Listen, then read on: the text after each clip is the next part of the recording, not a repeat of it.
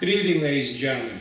It's been too long since we had our last chat, so I want to try to make up for some lost time right now. I want to focus today on Iran's little imp who likes to go around talking about the destruction of the state of Israel.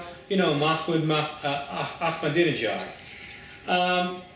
He's the Arabs' chief cheerleader, even though he's not an Arab himself, he's Iranian.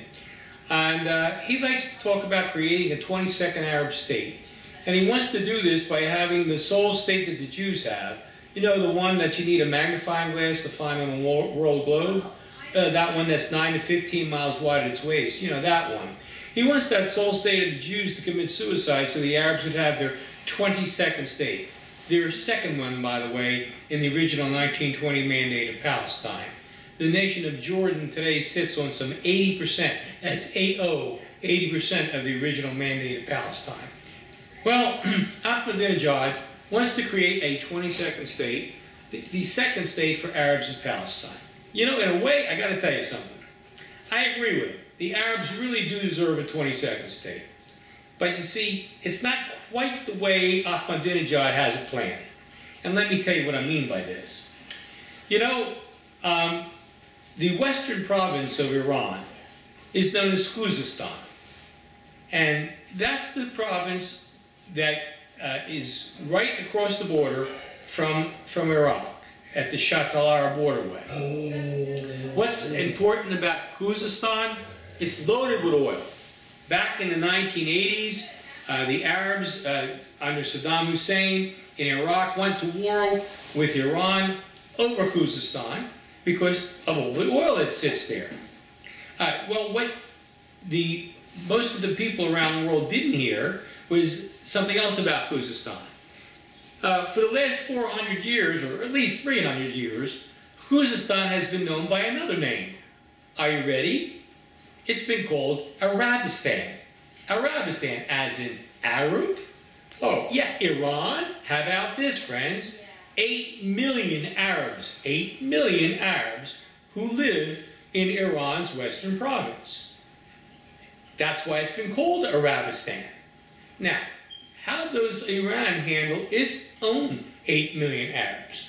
Well, it's outlawed their language at times, it's outlawed their culture, it's butchered them, it's arrested all their leaders, it squashes their media, it suppresses the Arabs in Iran big time. The capital of Arabistan, or Khuzestan, is known as Al-Awaz. And the Arabs who live there are known as the Awazi Arabs. Google Awazi Arabs. That's A-H-W-A-Z-I.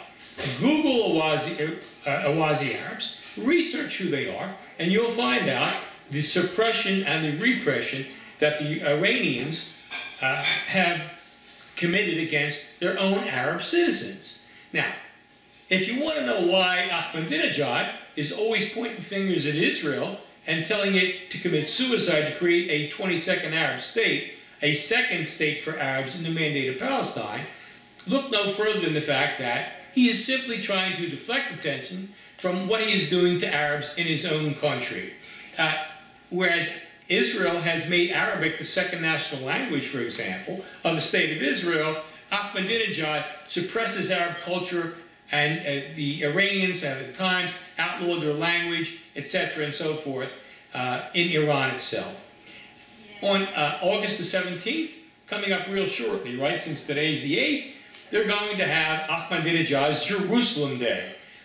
Well, why are they having Jerusalem Day? So people won't talk about Al-Awaz Day. See, if he points to Jerusalem, which, by the way, is mentioned nowhere in the in Muslim holy books, but over 700 times in Jewish sources, like the Hebrew Bible and such, okay, not mentioned once in any of the Muslim sources, like the Quran, okay.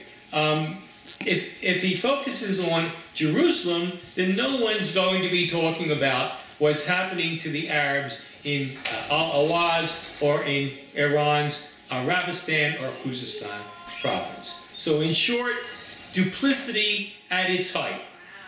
Iranian hypocrisy at its best. All right, until next time. By the way, one last shot.